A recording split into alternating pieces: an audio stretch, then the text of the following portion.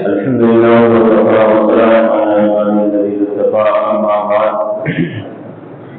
أعوذ بالله من الشيطان الرجيم بسم الله الرحمن الرحيم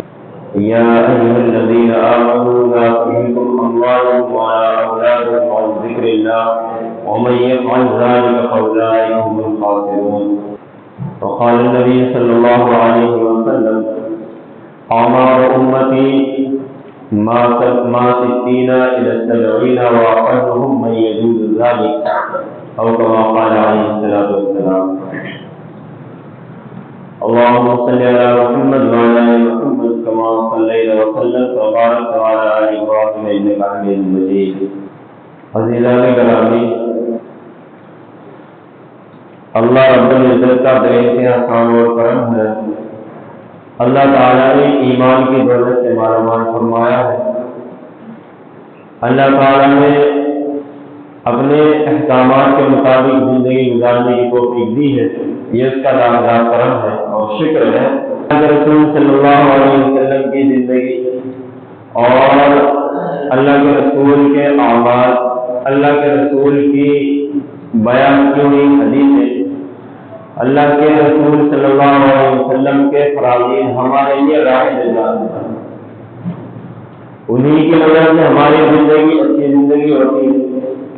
انہی اعمال پر چلنے سے اور ان پر پرکھنے سے، ان کے مطابق زندگی گزارنے سے ہماری زندگی میں چار چاند مل جاتے ہیں. دنیا کے اندر انسان چاہتا ہے کہ سکون کی زندگی گزارے، تو اس کے لیے سب سے پہلے اس کو رسول اللہ صلی اللہ علیہ وسلم کے دامن کو اپنانا پڑے گا.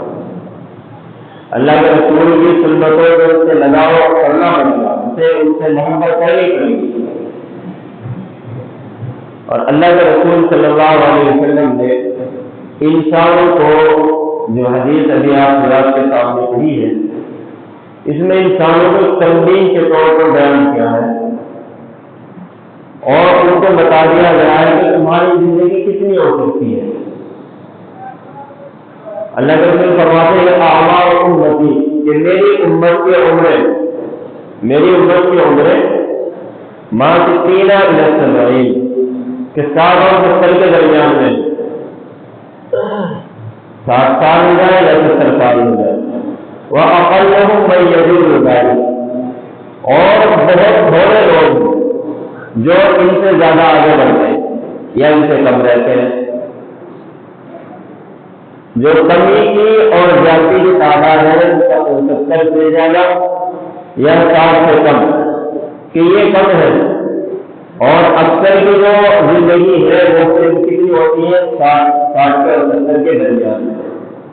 اور یہ بتا دیا گیا ہے حدیث کے حساب سے کہ تمہاری جو زندگی ہے، کتنی زندگی میں تمہاری بچپن میں گزر جاتی ہے، کتنی زندگی تمہاری لڑکپن میں گزر جاتی ہے، باقی تمہاری آگے زندگی بچتی ہے. تو اس میں جتنے چاہے وہ اعمال کر لو، جتنے چاہے وہ اعمال کر لو جن سے اللہ تعالیٰ راضی ہو، جتنے چاہے وہ اعمال کر لو جن سے اللہ تعالیٰ کی خوشبو حاصل ہو جائے، تمہارا نام روشن ہو جائے. اور اللہ کے رسول صلی اللہ علیہ وسلم نے ایک دوسری حدیث میں یہ ارشاد فرمایا ہے کہ انسان جب تک اس دنیا کے اندر ہے، اس کے اعضاء جوارح میں کام کر رہے ہیں، اس کے زبان میں کام کر رہی ہے، اس کے ہاتھ میں کام کر رہے ہیں، یعنی اس کا پورا جسم اعمال میں لگا ہوا. جب تک اس کے سانس چل رہی ہے کہ ہر جسم کا ہر ایک اور اپنے ساتھ میں لگا ہوا ہے. اور اب اس کو چاہے انسان اپنے اچھے اعمال کے لیے کر لے اور چاہے اس کو برا اعمال کے لیے استعمال کر لے، وہ اس کے لیے کر دیں. اللہ تعالیٰ نے اس کو اختیار دے دیا ہے. اللہ تعالیٰ نے 2 راستے دے دیے انسان کو کہ چاہے جب طرح سے اختیار کر لے، چاہے وہ غیبت کا راستہ اختیار کر لے اور چاہے وہ نور کا راستہ اختیار کر لے، چاہے وہ اندھیریوں میں بھٹکتا ہے اور چاہے وہ روشنی کے اندر آ جائے، وہ اس کو اختیار دے دیا ہے انسان کو. اسی طرح انسان دنیا کے اندر اپنی ضرورتوں کے لیے، اپنے آپ کو اچھا دکھانے کے لیے اور اپنے آپ کو ایک بڑا مقام اور مرتبہ پانے کے لیے جتنی محنت اور کوشش کرتا ہے، اب اس میں وہ یہ خیال نہیں کرتا کہ میرے دین کا کیا حکم ہے، میری شریعت کا کیا حکم ہے، اور حالانکہ مجھے اختیار تھا، حالانکہ اس کو اختیار تھا کہ اپنے شریعت کو بھی دیکھتا، اپنے اسلام کو بھی دیکھتا، اپنے دین کو بھی دیکھتا اور اپنے معاملے کو بھی دیکھتا، سب چیزوں کو دیکھنے کا اس کو اختیار تھا، لیکن اس نے نہیں دیکھا اور اس نے صرف اور صرف یہ چیز چاہیے کہ میں بس مجھے مقام اور مرتبہ اور منصب مل جائے، میں میری چار آدمی محبت بڑھ جائے، بس وہ کسی بھی طرح سے ہو، دین کی پرواہ ہے یا نہیں ہے ان کو غرض نہیں ہے، بس مجھے مقام اور مرتبہ مل جائے۔ یہ دنیا کے اندر انسانوں کی زیادہ تر چاہ رہتی ہے، اور یہ بات اللہ تعالیٰ اس طرح سے فرماتے ہیں کہ یا الذین آمنوا لا تلہکم اموالکم ولا اولادکم عن ذکر اللہ، کہ ایمان والے تم کو تمہارے اولاد اور تمہارے مال اللہ تعالیٰ کے ذکر سے غافل نہ کریں، تمہارے اولاد اور تمہارے مال تمہیں اللہ تعالیٰ کے ذکر سے غافل نہ کریں، اور اگر ایسا کر دیا عمل فضال کا، اور اگر ایسا کر دیا عمل فضال کا مولا ہے تو معذور، تو بس یہی لوگ نقصان والے، خسارے والے، گھاٹے والے ہیں۔ یہ بات اللہ تعالیٰ نے سورہ عصر میں ارشاد فرمائی ہے کہ والعصر ان الانسان لفی خسر، اللہ تعالیٰ زمانے کی قسم کھاتے ہیں، اور والعصر کا قسم ہے زمانے کی، اور زمانہ کیا ہے؟ زمانہ اللہ تعالیٰ کو اللہ تعالیٰ کو بتاتے ہیں کہ بہت سے لوگ کہتے ہیں کہ زمانہ بڑا خراب چل رہا ہے، زمانہ موافق نہیں ہے، ابھی حالات سازگار نہیں ہے، یہ باتیں کہتے ہیں کہ زمانے کو برا نہیں دو،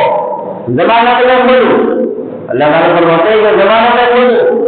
اگر تم اگر زمانے کو برا کہو گے تو گویا کہ اللہ تعالیٰ کو برا کہہ رہے ہیں، اور اللہ تعالیٰ اسی زمانے کے بارے میں قسم کھا رہے ہیں، گویا کہ اپنے قسم کھا رہے ہیں اللہ تعالیٰ، اور فرماتے ہیں ان الانسان لفی خسر، یقیناً تمام کے تمام انسان گھاٹے میں، نقصان میں، خسارے میں، کہ کوئی بھی کامیاب ہونے والے نہیں ہے، مگر الا الذین آمنوا، مگر وہ لوگ جو ایمان لے آئے، مگر وہ لوگ جو ایمان لے آئے، وعملوا الصالحات، اور پتہ چلا کہ ایمان لانا یہ صرف کافی نہیں ہے، راہ نجات کے لیے، نجات اور کامیابی کے لیے، اللہ تعالیٰ کے یہاں مقرب بندہ بننے کے لیے، اللہ تعالیٰ کی فرما برداری اور اللہ تعالیٰ کے خوشیوں حاصل کرنے کے لیے تھوڑا ایمان کافی نہیں ہے کہ صرف اتنا مان لو کہ اللہ تعالیٰ ایک ہے اور اللہ کے رسول حضرت محمد صلی اللہ علیہ وسلم اللہ کے رسول ہے، اتنا کافی نہیں ہے۔ فرمایا وعملوا الصالحات، کہ جو لوگ ایمان لے آئے اور ساتھ میں نیک عمل کیے، اور یہ نیک عمل بھی ایسا نہیں ہے کہ صرف ایک زندگی میں ایک بار کر لیا اور اس کو چھوڑ دیا، نہیں، بلکہ آپ نے فرمایا ان الذین آمنوا وعملوا الصالحات وتواصوا بالحق، کہ حق پر وہ چلے بھی رہے، جو نیک عمل وہ کرتے رہے انہوں نے اس کو حق جانا اور سچ جانا ہے، تو وہ اس پر ثابت قدمی بھی رہی ہے ان کو ہمیشہ برابر کرتے ہی رہے ہو۔ اور میں فرمایا کہ یہ کافی نہیں ہے کہ تم حق پر چلو گے، ایسا نہیں ہو سکتا کہ حق پر چلو، حق کی بات بولو اور حق کا کاٹو تو تم پر مصیبتیں پریشانیاں نہ آئے، اس کے لیے پہلے سے تیار ہو۔ فرمایا وتواصوا بالصبر، اور جب یہ چیزیں تمہارے سامنے ہو تو تم حق بات پر علیحدہ بھی ہو، حق کام کر دے رہے ہو، حق بات بتا دے رہے ہو اور حق والوں کے ساتھ بھی دے رہے ہو، تمام کام تمہارے سچے ہیں، لیکن پھر بھی تم پر مصیبت آئی، پریشانیاں آئی، اس کا تمہیں مقابلہ کیسے کرنا ہے؟ فرمایا وتواصوا بالصبر، کہ صبر کے ساتھ اس کا مقابلہ کرنا ہے، کہ صبر کے ساتھ اس پر جمے رہنا ہے۔ اور یہ مثال ہمیں صحابہ سے ملتی ہے، انہوں نے کیسا صبر دکھایا ہے، کیسا ان کو گھر بار چھوڑنے پر مجبور کر دیا گیا اور ان کو اعمال کرنے پر مجبور کر دیا گیا، کہ وہ اعمال نہ کرے، ان سے روکا گیا، ان کو مارا گیا، پیٹا گیا، لیکن صبر کے ساتھ، استقامت کے ساتھ وہ ان اعمال پر جمے رہے۔ یہ بات ہمیں بھی کہی جا رہی ہے کہ ہم اپنے اعمال پر جمے رہے، ہم اپنے اعمال سے اترے نہیں ہے، ہم اپنے اعمال سے پیچھے نہ ہٹے، ہم نے جب حق کا راہ اختیار کر لیا تو اب ہمیں حق ہی پر چلنا ہے، ہمیں ایمان کے بعد عمل صالح اور عمل کے ساتھ ساتھ اس پر استقامت اور استقامت کے ساتھ ساتھ اس پر صبر، یہ 3-4 چیزیں انسان کی زندگی میں آئے تو انشاءاللہ سکون حاصل ہوگا، جس کے لیے انسان کوششیں کرتا ہے، جس کے لیے انسان پوری زندگیاں لگا دیتا ہے۔ اور یہ بات اللہ کے رسول نے جس حدیث میں یہ بیان کیا ہے کہ انسان اس دنیا سے جاتا ہے تو اس کے تمام اعمال ختم ہو جاتے ہیں، اس کے تمام اعمال ختم ہو جاتے ہیں، کوئی عمل ایسا نہیں رہتا کہ جس سے اس کو فائدہ حاصل ہوتا ہے۔ لیکن یہ اللہ تعالیٰ کا کرم دیکھے، اللہ تعالیٰ کی رحمانہ صفت دیکھے، اللہ تعالیٰ کی کریمانہ اور شریفانہ صفت دیکھے، اللہ تعالیٰ کی غفوریت دیکھے کہ اللہ تعالیٰ نے فرمایا ہے کہ کچھ عمل ایسے ہوتے ہیں کہ انسان کے اور مومن بننے کے، یہ خاص مومن بننے کے لیے ہے، کسی غیر کے لیے نہیں ہے، کہ مومن بننے کے 3 عمل ایسے ہوتے ہیں پھر بھی جو دنیا سے چلا جائے تو اس کو ثواب اس کا ملتا رہتا ہے، اس کا ثواب اس کا ملتا رہتا ہے۔ وہ عمل 3 عمل کون سے ہیں؟ اللہ کے رسول نے فرمایا ہے کہ کسی نے کوئی نیک کام ایسا کر دیا ہو کہ جس سے لوگوں کو فائدہ ہوتا رہا ہو، اب جب تک وہ چیز رہے گی تو انشاءاللہ اس کو ثواب ملتا رہے گا۔ اور اللہ تعالیٰ نے تو یہاں تک ارشاد فرما دیا مثل الذی ينفق امواله في سبيل الله كمثل حبة وأنبتت 7 سنابل في كل سنبلة 100 حبة، کہ اللہ تعالیٰ یہ فرماتے ہیں اس رفائی کام کے بارے میں کہ اگر کسی نے ایسا عمل کر دیا وہ گیا کہ اس طرح ہے کہ اسے کوئی بیج ڈال دیا ہو، کہ اس کی مثال ایسی ہے جیسے کسان اپنے کھیت میں بیج ڈالتا ہے اور اس بیج سے اس کو ایک بیج سے 100 دانے 100 دانے 50 دانے ملتے ہیں، اور اللہ تعالیٰ فرماتے ہیں کہ ہم بھی اس کا دیا ہوا، اس کا وہ مال خرچ کیا ہوا وہ بھی ہم اسی طرح بناتے ہیں کہ جس طرح کسان اس کی دیکھ بھال کرتا ہے تو ہم اس کی دیکھ بھال کرتے ہیں، کتنا میا تو حبہ کہ اس میں سے 1 دانے کے برابر ہم 100 دانے دیتے ہیں۔ اور یہاں پر بھی یہی معاملہ ہوتا ہے، اللہ تعالیٰ دنیا میں جو بھی اس کا اجر دیتے ہیں لیکن آخرت میں اس کا اجر اللہ تعالیٰ 100 سے 700 گنا تک، اور ایک جگہ پر ارشاد ہے من جاء بالحسنۃ فلہ عشر امثالها، اس کو 10 گنا، اور اللہ تعالیٰ کے یہاں قاعدہ قانون ہے کہ 1 نیکی 10 کے برابر، اور جب 10 نیکی ہوگی 1 کے برابر اور تو اللہ تعالیٰ اس کا 100 کے برابر اس کو 700 گنا سے 1000 گنا سے ثواب عطا فرماتے ہیں۔ یہ ایک وہ عمل ہے کہ انسان کو اس دنیا سے جانے کے بعد اس کا عمل باقی رہتا ہے۔ کسی نے کوئی کنواں کھدوا دیا، لوگ اس سے پانی پی رہے ہیں، کسی نے کوئی پانی کی ٹنکی لگوا دی، لوگ اس سے پانی پی رہے ہیں، کسی نے مسافروں کے لیے کوئی مسافر خانہ بنا دیا تو وہاں لوگ آئے ٹھہرے اور ان کو چلے جاؤ، تو جب تک کہ یہ کام جاری رہے گا اور اگر وہ چیز ختم بھی ہو جائے،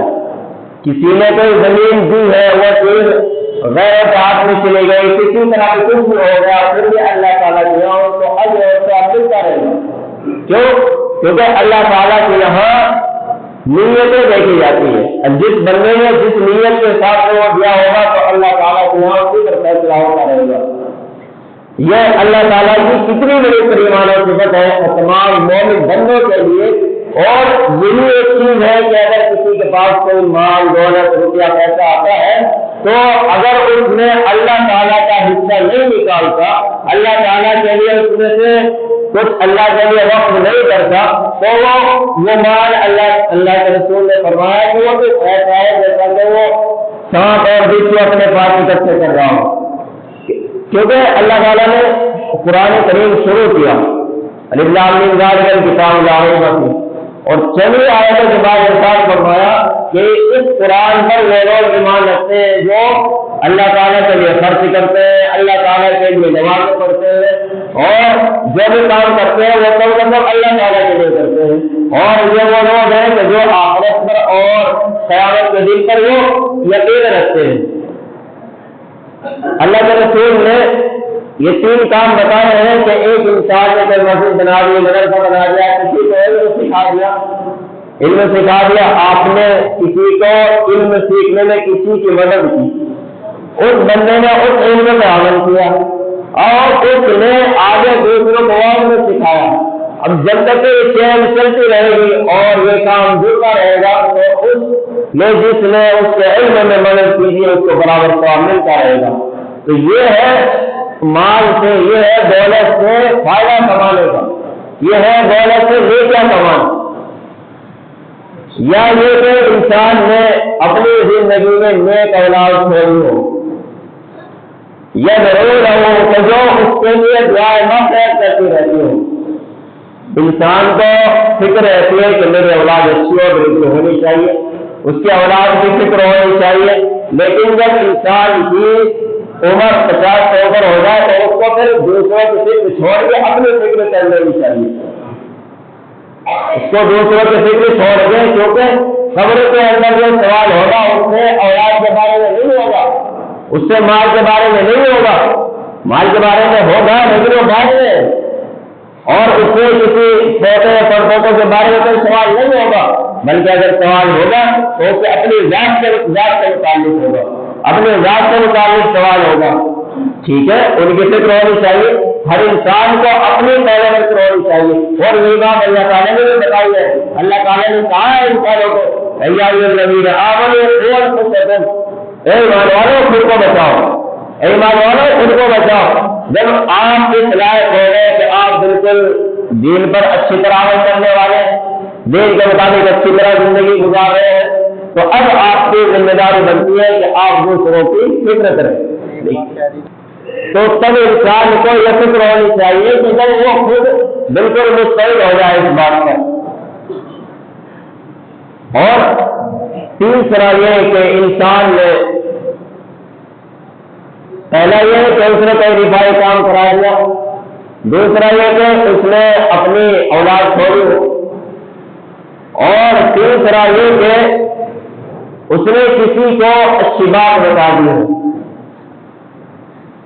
یہ انسان کے وہ عمل ہے جو انسان کو اس کی زندگی کے بعد انسان کو وہ ملتا رہتا ہے، اس کے ساتھ ملتا رہتا ہے۔ اور ہماری 60 یا 70 سالہ زندگی ہے اور اتنی ہوتی ہے، منیمم ہمارے یہاں پہ زیادہ تر عمر اتنی ہوتی ہے، اور اللہ کے رسول نے فرمایا ہوا کہ جس کو اس سے زیادہ مل جائے تو اس کو تو بس یہ دیکھ لینا چاہیے کہ مجھے رعایتی عمر مل رہی ہے، مجھے رعایتی زندگی دی جا رہی ہے، اور میں یہ چاہوں کہ بس میری زندگی ٹھیک ہو جائے، میرا قرآن صحیح ہو جائے، میری نماز صحیح ہو جائے، اور میرا